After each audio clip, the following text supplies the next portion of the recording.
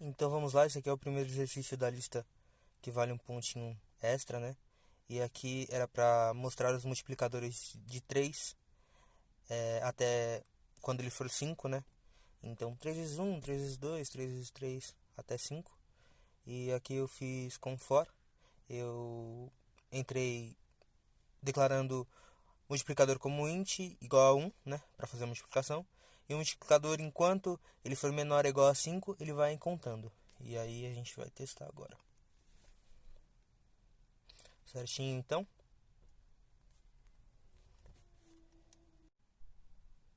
Então esse aqui é o segundo exercício da lista, onde a gente escreveria na verdade o mesmo valor, né, de 1 até a 100 com três estruturas diferentes. E aqui eu fiz com while, enquanto ele for menor ou igual a 100 ele vai continuar contando. Com for eu já declarei o contador dentro do próprio for. E com do while eu fiz a mesma coisa com while, só que numa estrutura diferente, né? E lá em cima eu acabei declarando um contador pro while e um contador pro do while, para ficar mais fácil de visualizar. Então vamos testar.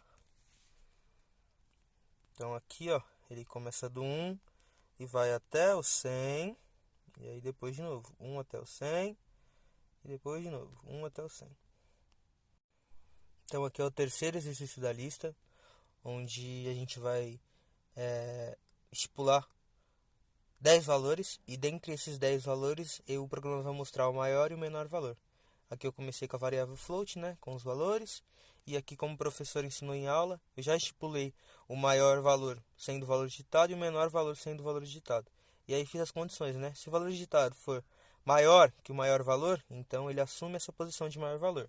Ou se o valor digitado for menor que o menor valor, ele também já assume a posição de menor valor. E aí eu fiz com for, né? E o contador começa em 0 e enquanto ele for menor que 10, ele vai contando. Então vamos testar. Que a gente coloca então 10, 20, 30, 40, 50, 60, 70, 80, 90 e 100. E aí ele mostra, né? O maior valor é 100 e o menor valor é 10.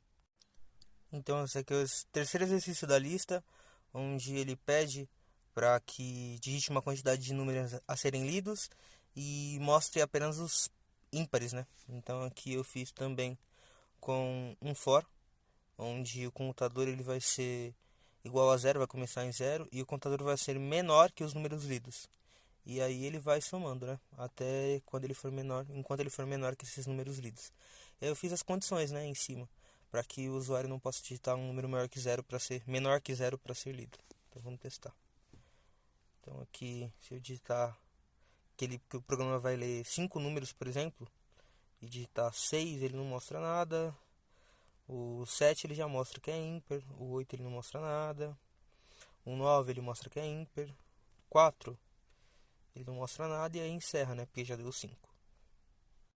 Então este aqui é o quinto exercício da lista, onde pede para que o sistema faça a soma dos 50 números pares, apenas dos pares descritos entre 50 termos que o usuário digitar. E aí eu fiz com o for o contador iniciando a 1, enquanto o contador for menor ou igual a 50, né, ele continua girando. E os termos digitados, coloquei lá em cima como int, e a soma eu iniciei como zero para não dar problema. Então vamos testar, são 50 termos, é um pouquinho extenso, mas vamos lá.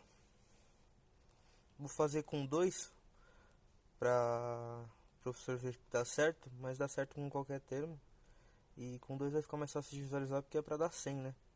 2 vezes 50 é 100.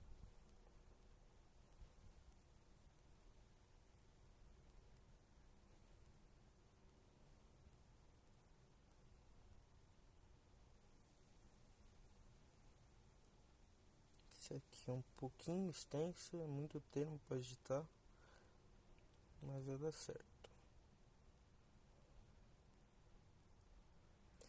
Olha lá, a soma dos pares é 100, né?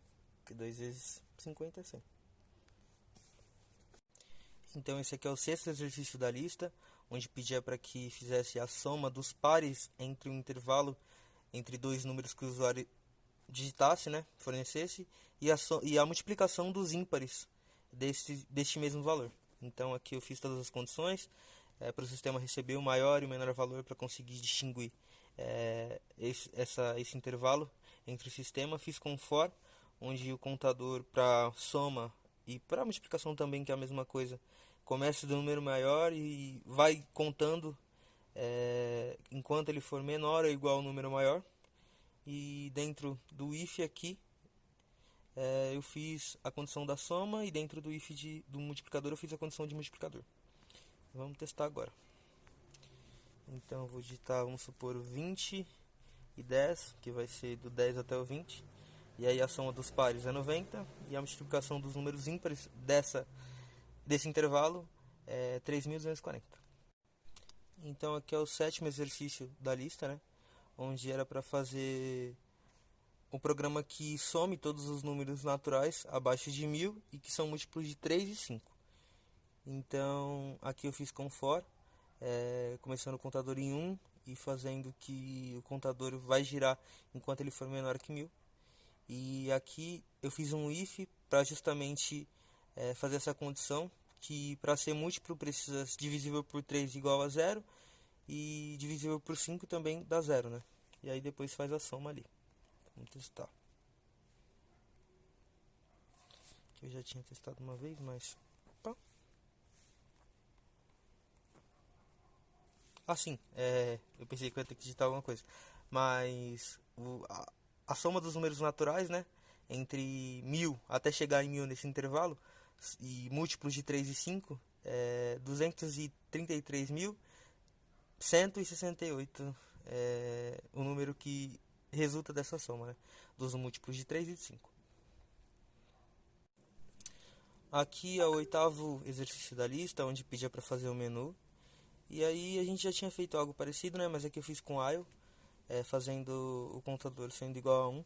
E aí eu faço, né, dentro do while os prints fs do menu de opção 1, opção 2. Utilizei esse if para que o usuário não possa escolher uma opção que seja menor que 1 ou maior que 4. E fiz o switch para cada caso. Então vamos testar. Eu vou escolher uma opção aqui que seja, vamos supor que o usuário aperte 5, o programa já é encerrado. Vamos supor que o usuário digite um número menor que 0 ou maior, 9 por exemplo, peço para tentar novamente. Ou então menos 7 por exemplo, peço para tentar novamente. E aqui vamos supor que eu escolhi a opção 2, que é subtração. Então 6 e eu quero que tire 9. Então aqui ele aparece o menos 3 e aí volto para essa opção de menu. Vamos supor a adição agora, 4 mais 7, o valor é 11. Certo? Aparece ali o resultado. E a divisão, por exemplo, 8 dividido por 2 é 4. E é isso aí, terminando a lista. Último exercício. Um abraço, professor Sambinelli.